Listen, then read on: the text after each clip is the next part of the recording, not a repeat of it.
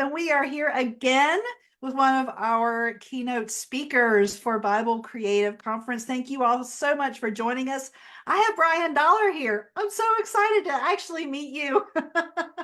Yeah, we've gone back and forth on social media and I email and know. a lot of years, but I I guess this is the first know. time we've really had a conversation. So I know. that's It's that so is pretty fun. exciting. Yeah. That's another reason why I just love doing this because I get to actually meet the people that I've gotten to like know over the years. So it's so Yeah. fun, so fun. So Brian, I'm gonna let you introduce yourself to everybody so they Okay. know who you are. All right. My name is Brian Dollar. I am currently serving as associate pastor at First NLR in North Little Rock, Arkansas. I've actually been here. In October. I'll celebrate 25 years on staff here.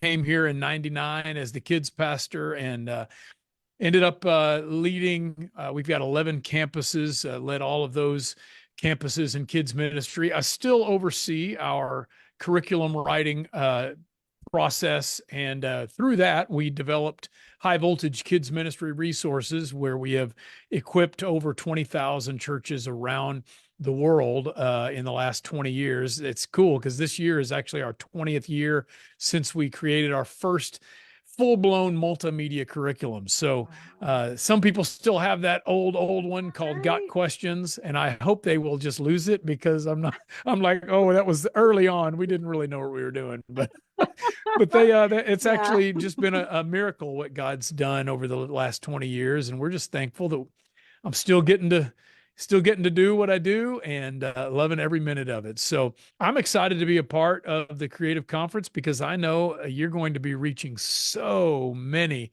people, and I love that it's not just affordable, but you're making it free for people so that there's no barriers and Yes. anybody can come in and learn how to make the Bible come alive for kids. And that's what I'm all about.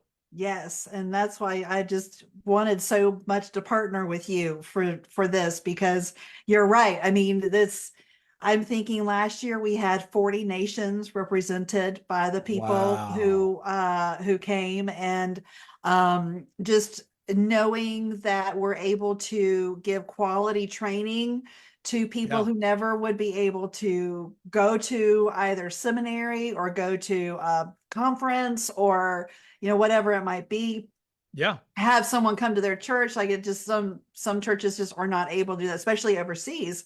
And so I just love what God has done over the years. Well, We're and you're going into bringing our the sixth conference to year or them. so. Yeah, you're bringing the conference to them. So I love it. I Yeah, think it's a yeah. fantastic resource. I'm glad you're doing it and glad to be a part of it. Yeah. So what are you gonna be talking about? Well, I tell you what, I mentioned that I've been here 25 years, but I recently, last couple of years passed the 30-year mark of being in vocational ministry. I've served in two churches, this one for almost 25, and my first church while I was still in Bible college for 8.5 years. But I've learned a lot in those 30 years. And Yeah. I've learned a lot about teamwork and leadership and creative ministry, all that stuff.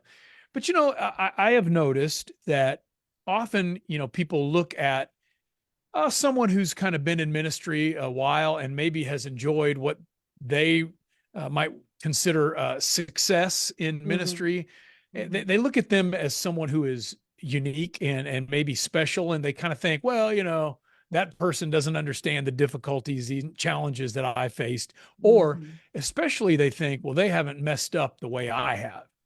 And the truth is, I have made many mistakes in my 30 years of ministry, big ones. Some of them were, leadership errors. Some of them were just dumb decisions I made without consulting anybody. And they made for a painful moment, but a hilarious story down the road. But I have taken those moments of failure, and I'll be honest with you, when I look back, some of the biggest moments of growth that I Hmm. had in my personal life, in my ministry life, were during moments of failure and Yeah. learning from those failures. And Yeah. I actually am going to share a lot from a book that I wrote a few years ago, but just re-released, called "I Blew It: The Biggest Mistakes I've Made in Ministry and How You Can Avoid Them." I'm going to share some funny stories, and then I'm going to also share a pretty life-altering, devastating failure story. And through it, I'm going to believe that the people who are listening are going to be inspired. They're going to Yes. be challenged. And the fact is, they already have what it takes. They're Yes. passionate about ministry. They're hungry for knowledge. They got a drive to succeed. And my role in being a keynote here is just simply to pass on the things that I've learned, and they're going to do the rest. But the fact is, we're all going to struggle with failure or making mistakes. You can't bat 1,000 in ministry ever. No. Stuff happens. You're Yeah. going to react wrong. You're going to miss a deadline. You're going to, sadly, sometimes we fudge the truth a little and we break trust with people, and we Mm. got to rebuild that back. You can't let those kind of failures be something that either you sweep under the rug and act like they didn't happen, because you're bound to repeat them if you do that. But Right. you also can't let those kind of failures be the thing that says, I guess I wasn't made for this. Guess I wasn't Right. called for this. I got to just quit.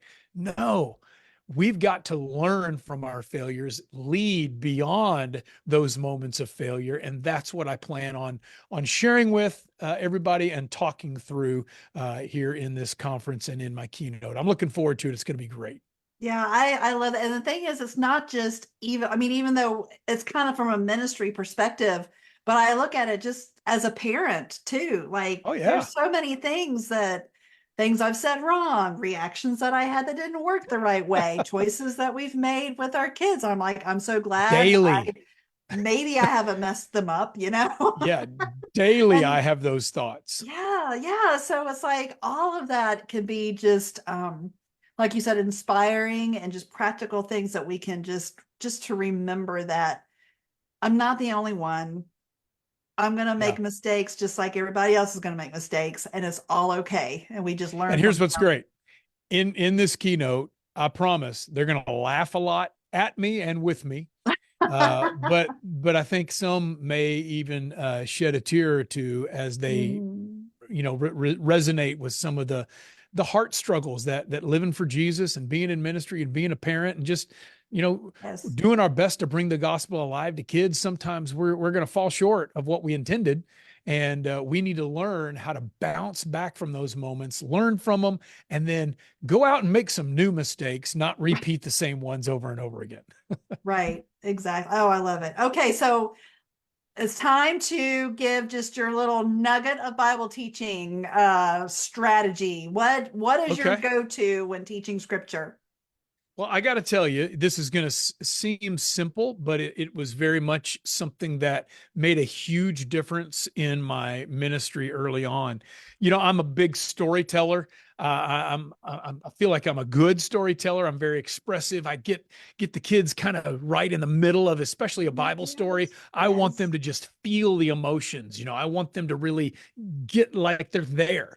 One thing that I noticed, though, is even when I was telling a Bible story, I was so into the theatrics and the storytelling that it was often very easy for them to get immersed in the narrative, but to look at it, because I was, putting on this big production, as a really cool story from a pretty neat guy, and not connecting it to God's word. And so something Mm. that I learned a long time ago is that even if it is a story that's extremely familiar to the audience, when I'm sharing a gospel story, a Bible story, I have the Bible in my hand as I tell it. Yes. Now, I'm not Yes. sitting here reading and Jesus said blah blah blah. Now, that's Right. boring. Nobody wants to experience that. Right. But also there's a danger in making it more about the production and the theatrics and not about the source, because I don't want kids thinking that the stories that we learn in kids church are from some, curriculum manual only. Right. that they're just cool graphics that I've got on the Graphics and the screen from a video. cool comic book I brought. Mhm. No, this is real life stuff that really happened, and it's Right. documented here in God's word. And I constantly am telling them, this is our guidebook for living. This is the roadmap for our life.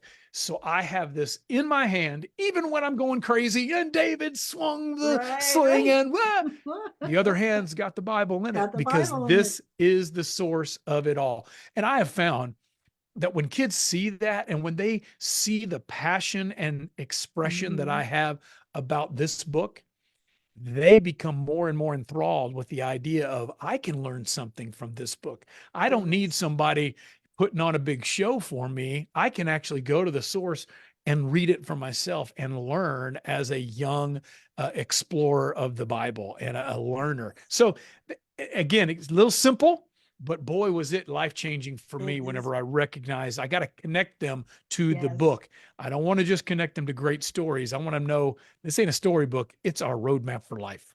Absolutely. Oh, I do the same. So see, it's stuff like that. You're like, yes, okay, I'm doing something right, And there'll be moments like that in the conference. So those of you who are watching, understand that all of us who are speaking and being a part of this, we have failed, we have learned, we have picked up our pieces, so to speak, and put them all back Yeah. together and tried again.